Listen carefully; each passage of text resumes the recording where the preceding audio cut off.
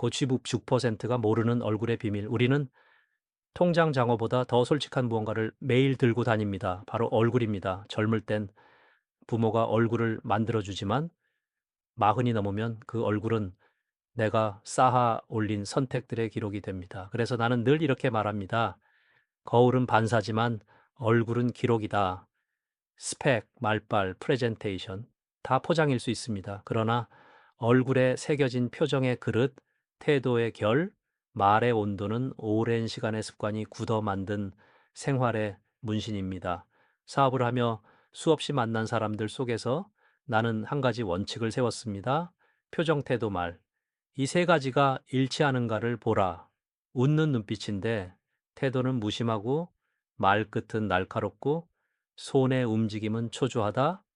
이건 위선의 삼중주입니다. 반대로 겉은 거칠어 보여도 말이 담백하고 태도가 단단하다면 그 사람은 삶의 근력을 가진 사람일 가능성이 큽니다. 우리는 모두 본능적으로 압니다. 말보다 먼저 들어오는 미세한 떨림, 고개를 끄덕이는 리듬, 상대의 침묵을 대하는 법이 진짜를 말한다는 것을 정주영가 회장은 중요한 계약 전 상대의 숫자보다 얼굴의 호흡을 먼저 보았다고 합니다. 미소의 각도가 아니라 숨이 들고 나는 길을요. 숫자는 조작할 수 있지만 호흡의 박자는 훈련되지 않은 순간 쉽게 무너집니다. 나는 직접 그런 장면을 여러 번 봤습니다. 조건이 완벽해 보이는 제안서 앞에서 상대가 질문을 받는 0.5초의 지연을 숨기지 못할 때가 있습니다.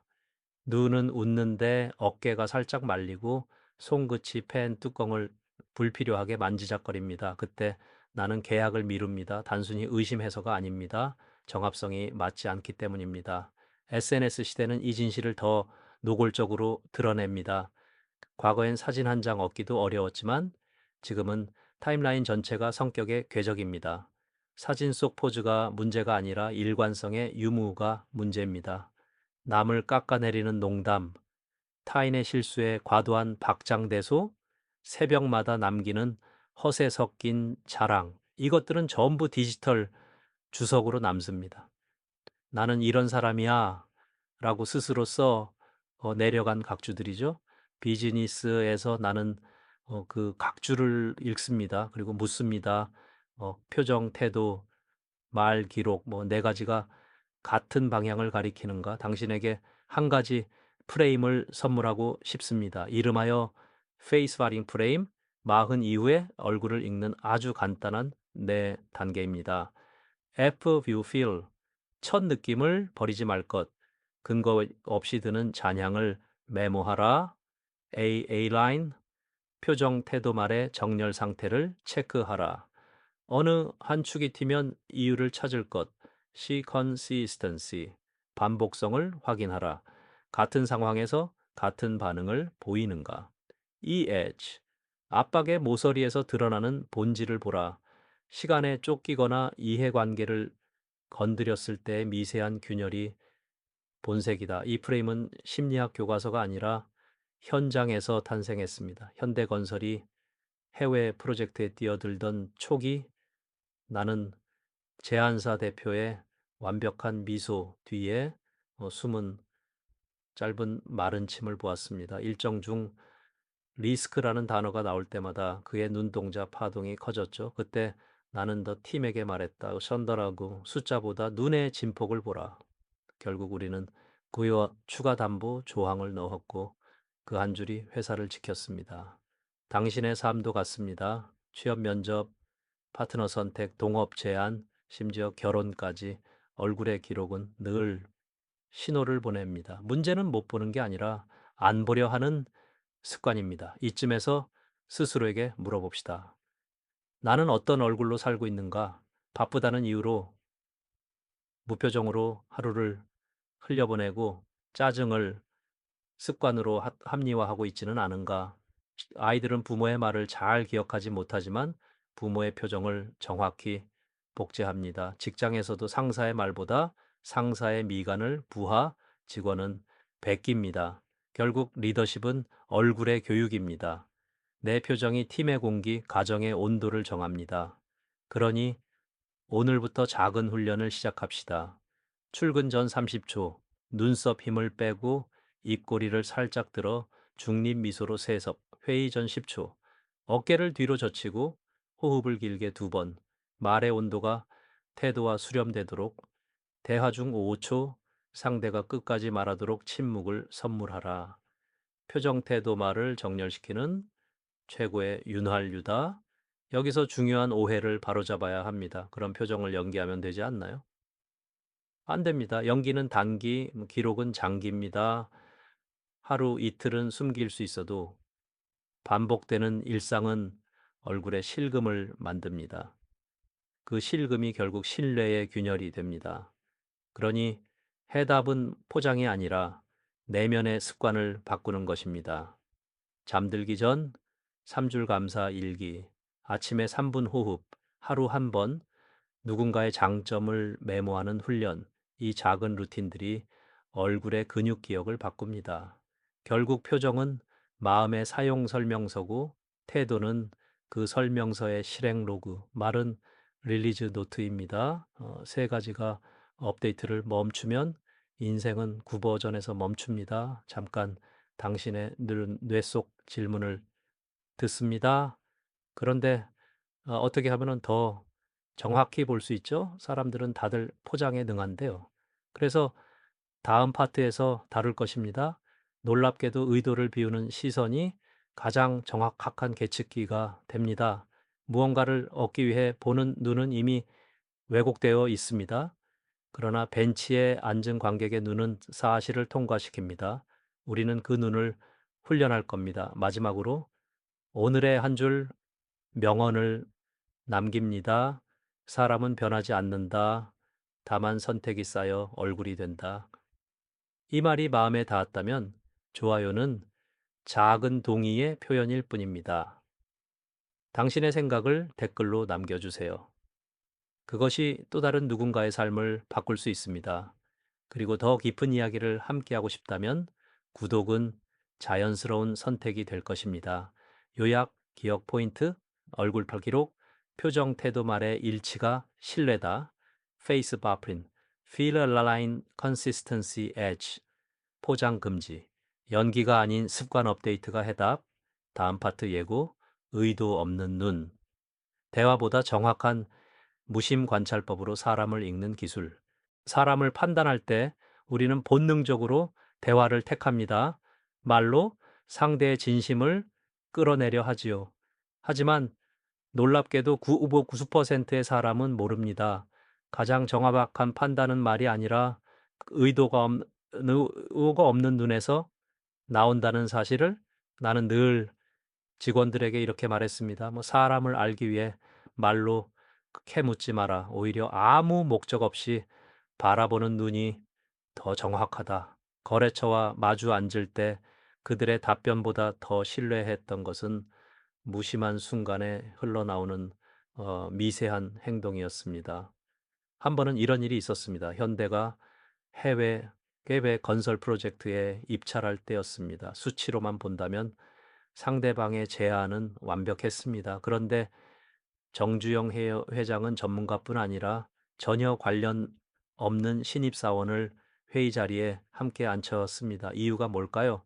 바로 이해관계가 없는 눈을 빌리기 위해서였습니다. 놀랍게도 그 신입은 이런 한마디를 했습니다. 이제 대표님, 저분 질문할 때마다 시선이 천장을 향해요. 답이 준비된 게 아니라 즉석에서 꾸미는 것 같아요. 그 말이 결정적이었습니다. 계약은 보류되었고 몇 달 뒤 드러난 진실은 그들의 제안이 허위 보고로 점철되어 있었다는 사실이었습니다.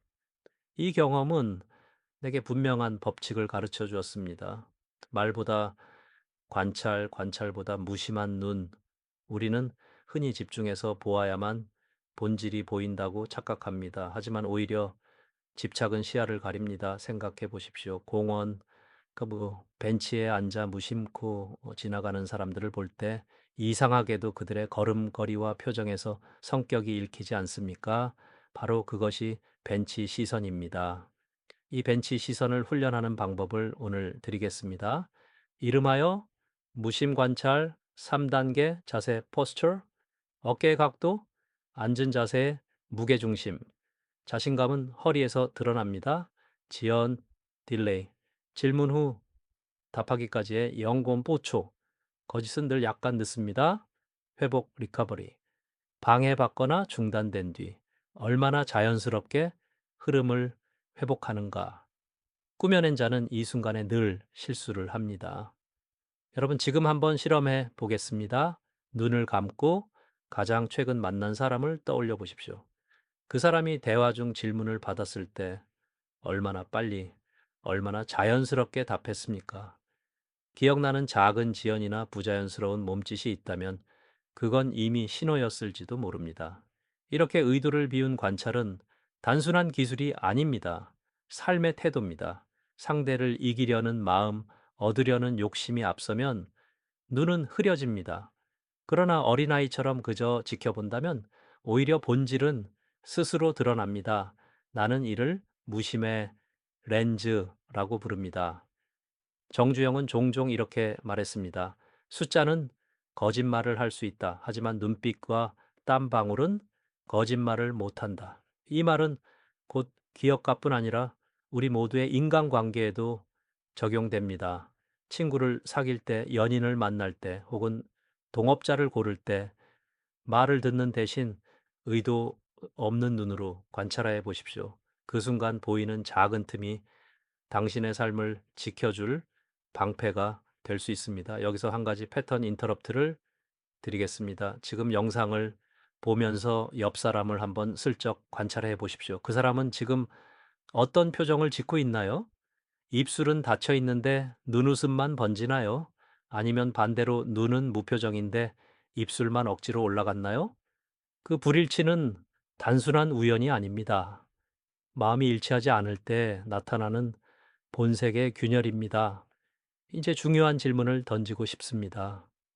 그렇다면 우리는 어떻게 나르시시스트 자신만 드러내고 남을 깎아내리는 사람을 구별할 수 있을까? 이들은 특히 그 관찰을 회피하는 달인입니다. 하지만 분명히 드러나는 틈이 있습니다. 그 해답은 바로 공개성과 투명성입니다. 다음 파트에서 우리는 나르시시스트를 다루는 법, 그리고 왜 상은 개인의 이름이 아니라 제도의 이름으로 주어져야 하는지를 깊이 다루겠습니다. 오늘의 명언, 대화는 속일 수 있어도 무심한 눈은 속일 수 없다. 기억 포인트, 무심한 눈이 말보다 정확하다. 벤치 시선, 목적 없는 관찰이 본질을 드러낸다. 무심 관찰 3단계, 자세 지연 회복, 다음 파트 예고, 나르시시스트를 가려내는 공개성의 힘, 조직을 지키는 리더의 원칙. 사람 사이에서 가장 위험한 유형 중 하나는 바로 나르시시스트, 즉 자기만 드러내고 남을 깎아내리는 사람입니다. 이들은 겉으로는 친절한 미소를 지으며 다가옵니다. 하지만 조금만 가까워지면 은밀히 다른 사람을 깎아내리며 자신을 높입니다. 겉으로는 같이 잘 해봅시다 라고 말하지만 속마음은 쟤는 못났어, 내가 잘났어 라는 비교의 잣대뿐입니다. 나는 이런 사람들을 수없이 보아왔습니다. 문제는 그들이 교묘하다는 것입니다. 공개된 자리에서는 절대 본심을 드러내지 않습니다. 오히려 따로 불러 조용히 속삭입니다. 저 사람 사실은 말이야, 듣는 순간 씨앗이 심어집니다. 그리고 조직은 서서히 무너집니다. 가정도, 팀도, 심지어 나라까지도. 정주영과 회장은 늘 이렇게 강조했습니다. 스미카나 공은 반드시 공개된 자리에서 나누라. 상을 줄 때도 마찬가지입니다. 대표 이름으로 주는 상은 결국 개인의 선물일 뿐 조직의 인정이 되지 못합니다. 현대가 성장할 수 있었던 이유 중 하나는 상이 회장의 이름이 아니라 현대라는 이름으로 주어졌기 때문입니다. 조직의 권위는 제도에서 나오지 개인의 카리스마에서 나오지 않습니다. 여기서 중요한 철학이 있습니다. 상을 개인이 아니라 제도가 준다는 원칙. 프로야구에서 MVP는 총재가 아니라 그런 리그가 줍니다. 골든글러브는 특정 개인이 아니라 기자단이 줍니다. 그렇기 때문에 권위가 유지되는 것입니다. 만약 대통령이 아닌 대한민국이 준 훈장이라면 누가 집권하든 그 무게는 변하지 않습니다. 이것이 바로 제도의 힘입니다. 이건희 회장도 삼성의 문화 개혁을 추진할 때 늘 시스템을 앞세웠습니다. 사람의 충성심은 오래가지 않습니다. 하지만 제도의 신뢰는 세대를 넘어갑니다. 나르시시스트와 같은 독소가 조직에 파고들 때 그것을 막아내는 것은 투명성과 제도적 공정성입니다. 나는 이를 Public for 원칙이라 부릅니다. Praise in public, 칭찬은 반드시 공개된 자리에서, Critic in process, 비판은 절차를 따라 기록과 함께, Credit by system, 공은 시스템을 통해 개인의 이름으로 독점하지 말 것, Log all decisions, 중요한 결정은 반드시 남겨라. 은밀함은 독이 된다. 여러분도 상상해 보십시오. 한 팀원이 여러분을 따로 불러 저 사람 사실은 게으르다 라고 속삭인다면 어떻게 하시겠습니까? 대부분은 듣고만 넘기지만 진짜 리더는 이렇게 말해야 합니다. 좋습니다. 그 이야기를 모두 앞에서 다시 확인해도 괜찮습니까? 이 한마디가 바로 독을 막는 해독제입니다. 삼성에서 한때 문제가 되었던 사건이 있습니다. 특정 부서장이 개인 이름으로만 상을 주며 자기 사람만 챙겼습니다.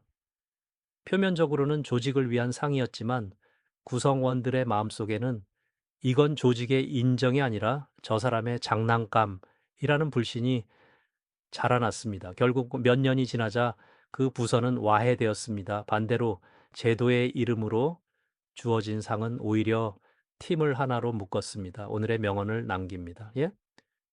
빛은 독을 해독하지만 어둠은 독을 배양한다.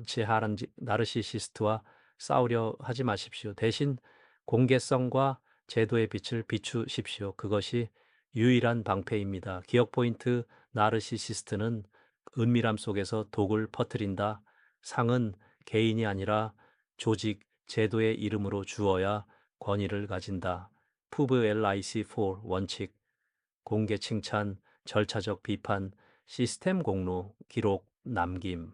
다음 파트 예고. 비밀을 햇빛 아래 두어라. 선샤인 룰과 회의의 위생, 은밀한 험담을 단번에 차단하는 기술을 다룰 것입니다. 비밀은 언제나 관계를 좀먹습니다. 사람을 무너뜨리는 건 칼이 아니라 조용히 퍼지는 속삭임입니다. 나는 평생 리더로서 한 가지 원칙을 세웠습니다. 바로 Sunshine Rule. 비밀은 어둠 속에 둘수록 독이 되고 햇빛 아래 두면 힘을 잃습니다. 나르시시스트들이 가장 즐겨 쓰는 무기가 바로 은밀한 험담입니다. 그들은 절대 공개적으로 남을 공격하지 않습니다. 대신 따로 불러 조용히 그러나 확신에 찬 목소리로 말합니다. 사실 저 사람은요, 그 순간 듣는 이의 마음에는 씨앗이 심어집니다. 그 씨앗은 시간이 지나 불신과 분열로 자라납니다. 나는 너 이런 상황에서 항상 같은 방식으로 대응했습니다. 방금 말한 내용을 모두 앞에서 다시 확인해도 괜찮겠습니까? 이 한마디면 충분합니다.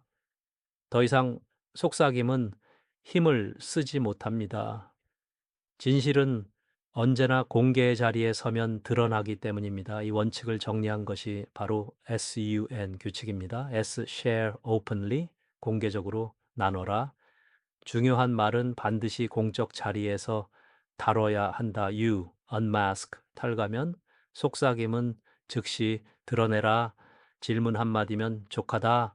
N, note, 기록, 회의록, 메신저, 이메일 등 반드시 흔적을 남겨라.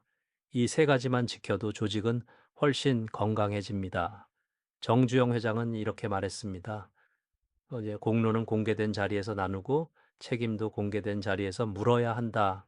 그는 결코 독대에서 상을 주거나 칭찬하지 않았습니다. 언제나 전 직원이 보는 앞에서 공을 인정했습니다. 왜냐하면 그것이 조직을 보호하는 방패이자 사기꾼들을 무너뜨리는 햇빛이었기 때문입니다. 실제로 현대건설의 한 프로젝트 회의에서 이런 일이 있었습니다.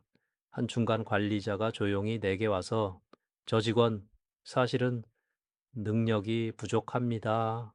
라고 말했습니다. 나는 곧바로 전체 회의 자리에서 물었습니다. 방금 이런 이야기가 있었는데 사실입니까? 그 순간 침묵이 흘렀고 결국 험담이 사실이 아님이 드러났습니다. 만약 그 말을 그냥 넘겼다면 한 직원의 미래가 부당하게 꺾였을지도 모릅니다. 여러분, 오늘 회사나 모임에서 이런 일이 있을 수 있습니다. 누군가가 조용히 귀에 속삭입니다. 그 사람 믿을 만한 사람 아닙니다. 그때 선택은 단 두 가지입니다. 조용히 수긍하거나 햇빛 아래로 끌어내는 것, 리더라면 반드시 두 번째를 택해야 합니다. 오늘의 명언, 비밀은 사람을 묶고 빛은 사람을 살린다. 기억 포인트, 속삭임은 독이다. 공개가 해독제다. SUM 규칙, share openly, unmask, note. 칭찬과 공로는 반드시 공개된 자리에서 다뤄라. 다음 파트 예고. 이제 우리는 다른 적을 마주합니다. 말로 공격하지도 않고 속삭이지도 않지만 우리의 에너지를 갉아먹는 존재들, 바로 끝없이 말하는 사람과 감정을 배설하는 사람, 일명 에너지 도둑을 다룰 것입니다. 세상에는 눈에 보이지 않는 에너지 도둑이 있습니다. 칼을 들고 협박하지는 않지만 곁에 있으면 어느새 기운이 다 빨려나갑니다. 그들의 무기는 단순합니다. 끝없는 말과 감정의 쓰레기. 처음엔 고민 상담처럼 보입니다. 형님, 사실 이런 일이 있어서요. 그래서 들어줍니다. 하지만 시간이 지나면 알게 됩니다. 그 사람에게 중요한 건 문제 해결이 아니라 관심을 독차지하는 것뿐이라는 사실을, 그 대화가 끝나면 아무것도 바뀌지 않고 오히려 내 마음만 지쳐갑니다. 또 다른 유형은 더 거칩니다. 문제를 풀자는 의도도 없이 그냥 내 앞을 쓰레기통처럼 여깁니다. 화가 나면 그대로 쏟아붓고 우울하면 이유도 없이 배설합니다. 이런 관계를 오래 끌다 보면 결국 나의 시간과 정신은 남의 감정 쓰레기장이 되어 버립니다. 나는 이런 사람들을 상대할 때 두 가지 도구를 씁니다. 첫째는 요약의 칼입니다. 끝없는 말을 잘라내는 가장 간단한 방법은 이렇게 말하는 겁니다. 결국 당신 말은 라는 거죠.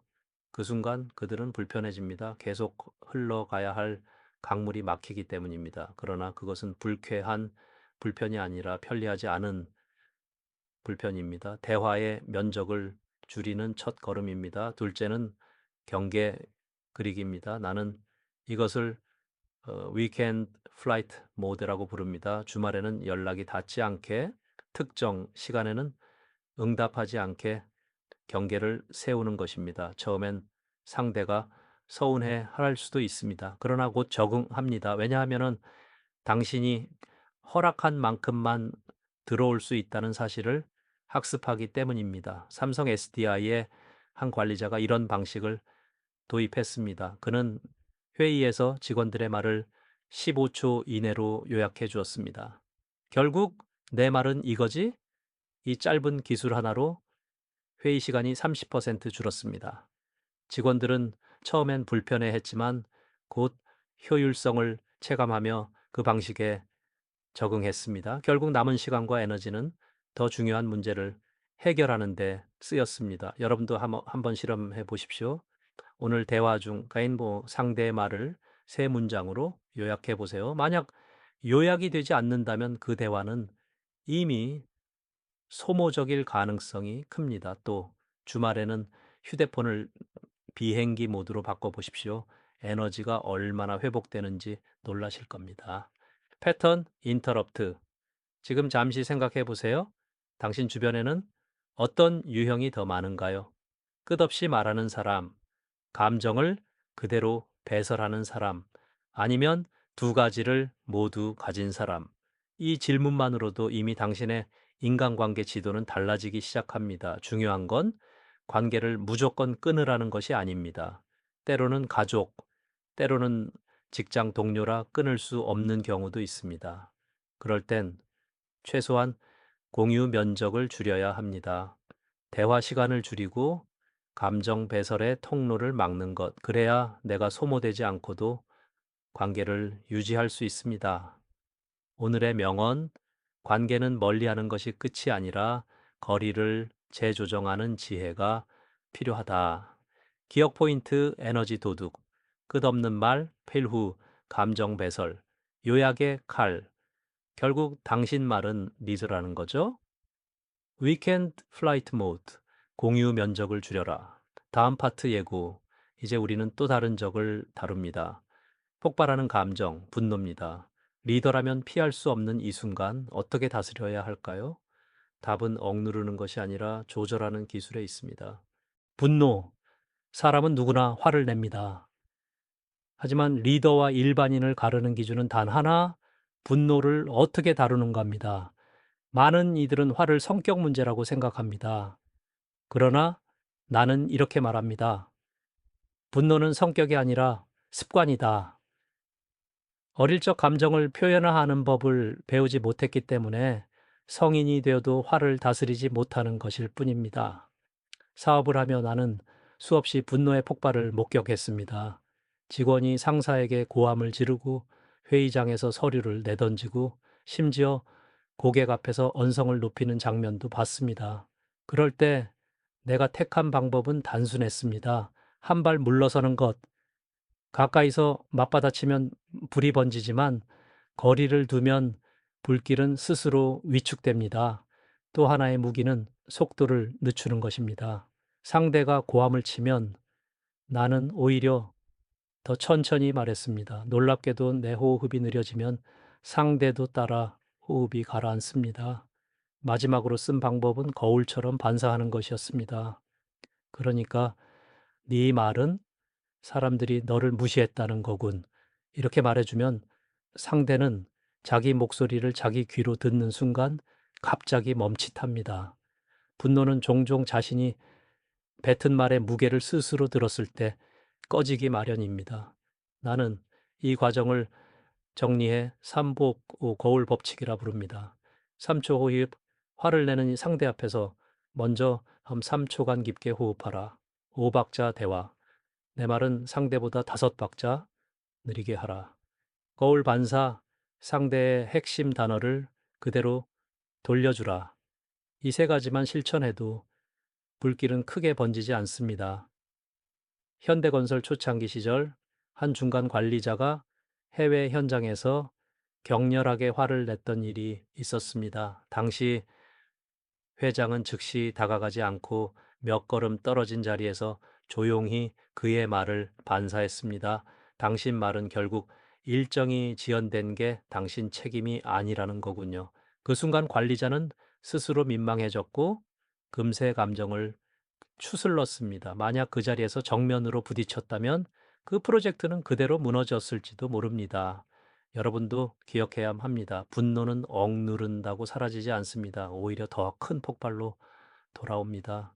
중요한 건 크기를 조절하는 것입니다. 작은 불길을 잘 다스리면 그 에너지는 오히려 추진력이 됩니다. 나는 늘 이렇게 말했습니다. 분노는 억누르는 힘이 아니라 크기를 조절하는 지혜가 다스린다. 리더라면은 상대의 화를 피하지 말고 차분히 받아내야 합니다. 그래야 상대도 내 감정이 인정받았다는 안도감을 느끼고 조금씩 달라집니다. 패턴 인터럽트. 지금 이 영상을 보는 당신에게 묻습니다. 최근 화가 났던 순간을 떠올려 보십시오. 그때 당신은 어떻게 반응했습니까? 맞받아쳤습니까? 아니면 침묵했습니까? 혹은 오늘 배운 3호 거울 법칙을 적용했다면 결과가 달라졌을까요? 오늘의 명언, 분노는 불꽃이다. 태우면 재가 되지만 조절하면 빛이 된다. 기억 포인트 분노는 성격이 아니라 습관이다. 3오 거울 법칙, 3초 호흡, 5박자 대화, 거울 반사. 억누르지 말고 크기를 조절하라. 다음 파트 예고. 이제 우리는 실패라는 주제를 다룹니다. 실수는 죄가 아닙니다. 그러나 실패를 감추는 순간 그것은 죄가 됩니다. 리더와 성공하는 사람의 진짜 차이를 파헤쳐 보겠습니다. 실패. 우리는 모두 두려워합니다. 그러나 나는 이렇게 말합니다. 실패는 죄가 아니다. 숨기는 것이 죄다. 인생에서 진짜 무너지는 순간은 넘어졌을 때가 아니라 넘어졌음을 부끄러워 숨길 때입니다. 나는 수많은 직원을 보았습니다. 어떤 이는 작은 실수에도 금세 일어나 다시 도전합니다. 반면 어떤 이는 똑같은 실수 앞에서 부끄러움에 갇혀 주저앉습니다. 그 차이는 단순합니다. 실패를 인정할 줄 아느냐 아니면 숨기느냐. 현대건설 시절 한 직원이 중요한 보고서에서 큰 오류를 냈습니다. 그는 곧장 나를 찾아와 솔직히 고백했습니다. 회장님, 제 실수입니다. 책임지겠습니다. 나는 그를 꾸짖지 않았습니다. 오히려 더 신뢰했습니다. 왜냐하면 그는 이미 다시 일어설 준비가 되어 있었기 때문입니다. 반대로 같은 시기 또 다른 직원은 작은 실수를 숨기려다 더 큰 사고를 불렀습니다. 그때 나는 확신했습니다. 실패를 고백하는 사람은 두 걸음 앞으로 가지만 숨기는 사람은 두 걸음 뒤로 물러난다. 여기서 중요한 습관이 있습니다. 큰 목표를 세우기 전에 작은 습관으로 실패를 다루는 훈련을 하는 것입니다. 나는 이를 스리티 법칙이라 부릅니다. Tiny task, 작은 과제, 목표를 잘게 쪼개라. 오늘은 한 장 읽기, 한 줄 쓰기, 타이머, 시간 제한, 짧은 타이머를 설정하라. 5분 집중은 시작의 두려움을 없앤다. 트랙 기록, 작은 성취를 매일 기록하라. 쌓이는 기록이 당신을 배신하지 않는다. 또 하나 중요한 요소는 뇌의 황금 시간을 아는 것입니다. 어떤 이는 아침에 가장 맑습니다. 어떤 이는 밤에 집중력이 살아납니다. 그러나 학교와 회사는 모두에게 아침형 인간을 강요합니다. 그래서 많은 사람들이 자신이 게으르다고 착각합니다. 게으른 게 아닙니다. 단지 두뇌가 깨어나는 시간을 모를 뿐입니다. 나는 직원들에게 이렇게 말했습니다. 네가 가장 똑똑해지는 시간이 언제인지 찾아라. 그리고 그 시간엔 반드시 중요한 일을 배치해라. 뭐 아침에는 판단이 필요한 일을, 오후에는 반복적이고 루틴한 일을, 이 배치 하나만 바꿔도 생산성은 몇 배로 달라집니다. 삼성에서도 비슷한 사례가 있었습니다. 한 엔지니어가 야간에만 몰입이 가능하다며 주간 회의에 늘 지쳐 있었습니다. 그러나 근무 배치를 바꾸어 밤 시간대에 핵심 프로젝트를 맡겼더니 성과가 두 배로 뛰었습니다. 문제는 능력이 아니라 시간의 불일치였던 것입니다. 이제 여러분에게 작은 챌린지를 제안합니다. 48시간 3T 실험을 해보십시오. 오늘은 타이니 타스크 하나, 내일은 타이머 석분, 그리고 트랙 기록. 단 이틀만 해도 놀라운 성취감을 맛볼 수 있을 것입니다. 오늘의 명언, 실패는 넘어짐이 아니다. 넘어졌음을 인정하지 않는 것이 실패다. 기억 포인트, 실패는 죄가 아니다. 숨김이 죄다. 3T 법칙, 타이니 타스크, 타이머, 트랙. 뇌의 황금 시간을 찾아 중요한 일을 배치하라. 다음 파트 예고. 이제 마지막 단계입니다. 작은 변화를 두려워하지 않는 습관. 그것이 지루함을 넘어 성장으로 나아가게 합니다. 우리의 얼굴, 이름, 인생을 완성하는 마지막 원리를 함께 살펴보겠습니다. 우리는 종종 이렇게 말합니다. 건재 사는 게 지루하다. 하지만 나는 이렇게 대답합니다. 지루함은 잘못이 아니다. 지루함 속에 성장의 장치를 넣지 못한 것이 잘못이다. 사람은 같은 일을 오래 하면 반드시 지칩니다. 능력이 부족해서가 아닙니다. 오히려 충분히 익숙해졌기 때문입니다. 전문가가 되는 순간 아이러니하게도 그 일은 더 이상 재미가 이제 없어집니다. 그래서 나는 언제나 작은 변화를 심어 두었습니다. 현대건설이 건설만 고집했다면 그 이제 한계는 그게 금세 왔을 겁니다. 그래서 정주영은 조선에 뛰어들고 지금 자동차에 도전했습니다. 마치 야구 선수가 포지션을 바꿀 때 새로운 재능을 발견하듯이 그는 새로운 판을 열며 성장했습니다. 이것이 바로 작은 변화의 힘입니다.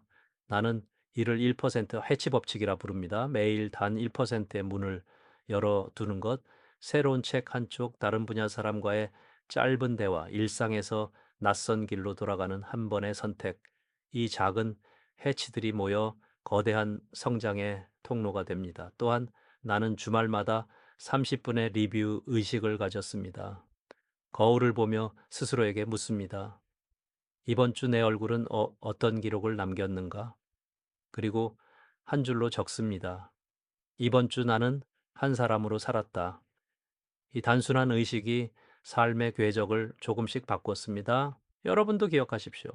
성장은 거창한 도약이 아니라 작은 변화의 누적입니다. 매일 같은 일이라도 그 안에 새로운 장치를 넣어야 합니다. 직원들에게도 늘 새로운 과제를 던졌습니다. 똑같은 일만 시키면은 사람은 금방 식습니다. 그러나 조금씩 다른 경험을 주면 다시 몰입과 성장을 느낍니다. 여기서 중요한 오해를 풀어야 합니다. 재미없으면은 잘못 사는 것이다. 라는 착각입니다. 공부가 즐겁지 않은 건 정상입니다. 일이 이제 신나지 않은 것도 정상입니다. 문제는 그 속에서 성장의 순간을 스스로 만들어내는 것입니다. 그 게임을 생각해 보십시오. 사실 이제 게임도 노동입니다. 자, 이제 손가락은 아프고 눈은 피곤합니다. 그런데도 몰입하는 이유는 점수와 성장감이 있기 때문입니다. 일도 마찬가지입니다. 작은 성취의 장치를 만들어야 합니다. 오늘의 명언. 사람은 변하지 않는다. 다만 선택이 쌓여 얼굴이 되고 얼굴이 인생이 된다. 기억 포인트 지루함은 죄가 아니다. 장치 없는 지루함이 문제다. 1% 해치 법칙. 매일 작은 변화를 열어두라. 성장의 순간을 만들어야 몰입이 이어진다. 여러분, 오늘까지 8부에 걸쳐 우리는 사람을 읽는 법, 관계의 독을 차단하는 법, 실패를 다루는 법, 그리고 성장을 이어가는 법을 배웠습니다. 이 모든 길의 끝에 남는 것은 결국 당신의 얼굴입니다. 거울은 반사지만 얼굴은 기록입니다. 오늘 당신이 내린 선택이 내일의 얼굴이 되고 그 얼굴이 곧 인생이 됩니다. 마지막 멘트, CTA. 이 말이 마음에 닿았다면 좋아요는 작은 동의의 표현일 뿐입니다. 당신의 생각을 댓글로 남겨주세요. 그것이 또 다른 누군가의 삶을 바꿀 수 있습니다. 이 영상을 필요한 사람과 공유한다면 그 사람에겐 큰 힘이 될 것입니다. 앞으로 더 깊은 이야기를 함께하고 싶다면 구독은 자연스러운 선택일 것입니다.